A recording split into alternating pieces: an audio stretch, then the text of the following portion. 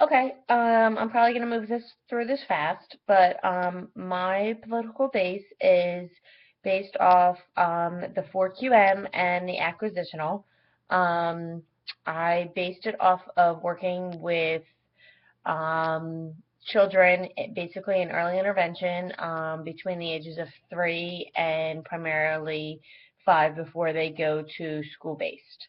Um, I based it off of purposeful activity and occupation, and that they generate adaptive skills and some type of dysfunction.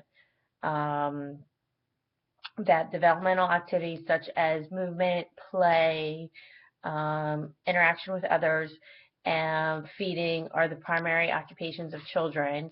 And this frame of reference that I developed uses this and intrinsic means motivation, purposeful activities, and incorporates I incorporated the 4QM and the motor skill acquisitional.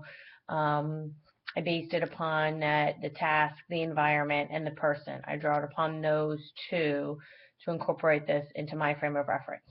And that the therapist would be encouraging the child to work with these three and setting them up to develop the repertoire of skills and coping behaviors and patterns to become better students and to master such skills. The interventions therapists would be using would help develop would promote sensory motor, cognitive functions, and appropriate psychosocial patterns.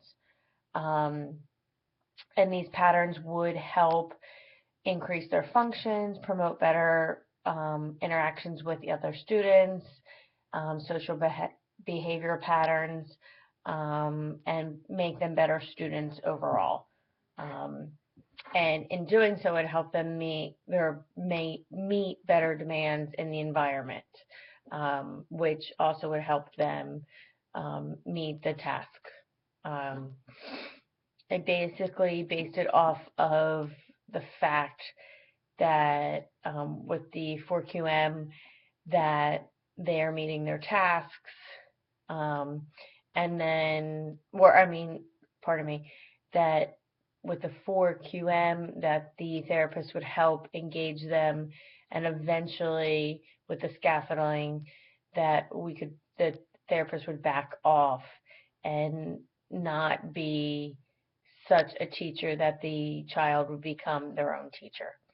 Um, I thought it was important to include the occupational piece, and that students' main thing is that their main occupation is a student, um, and specific tasks and activities were important to include. Um, my main goal while creating this frame of reference was to incorporate those three pieces. And this was why I drew upon the motor skill acquisitional frame of reference. Um, so when I was first evaluating the student, um, I also drew upon the motor learning base to look at their skills, what they were capable of, to assess what they had, and then what they needed to work upon. Um, and that's why it was beneficial to draw on that movement science theory using the motor skill acquisitional, um, to see what they had, what they needed, biomechanics, motor skills, um, and also this model again uses the task, person, and environment. Um, and then the other thing to keep in mind is practice, practice, practice, to keep having the child do things over and over and over again to meet that optimal performance of what they can do, and be able to do. But the key thing also is the goal needs to be reachable and achievable. Um, the child shouldn't be set up for failure. They should be able to reach that. Um, and that's why I think the 4QM needs to be incorporated, because the therapist is the teacher, and needs to slowly back away, give the guidance, but slowly with the scaffolding back off, but it has to be achievable for them. And then with the prompting, that will slowly be decreased.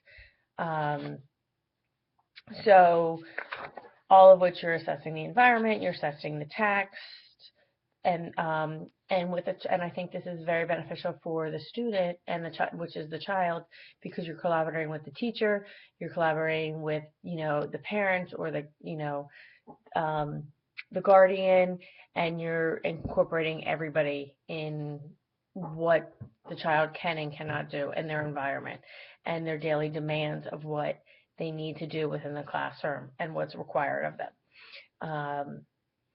And also modeling is incorporated in this with these two, with the 4QM and the motor skill acquisitional reinforcement, what they need, whether it's, the gestural prompts, whether it's, excuse me, new behaviors from learning by their peers, reinforcements, just from the environment. That's why I, again, think I keep saying, task, environment, and person. But I think that's, just essential. And then, again, the 4QM model provides, all of those elements for them to learn these new skills.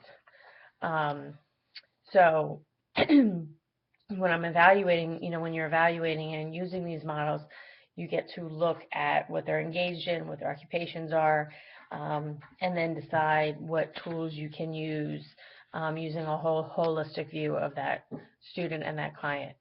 And then observing them in the classroom to see what works, what doesn't work, and what they need, make the necessary accommodations, whether it's their desk, whether it's outside noise, whether it's whatever it may be. And then introducing, standardized assessments as necessary. And then also, regarding change, it's very easy. For instance, some of my postulates are change.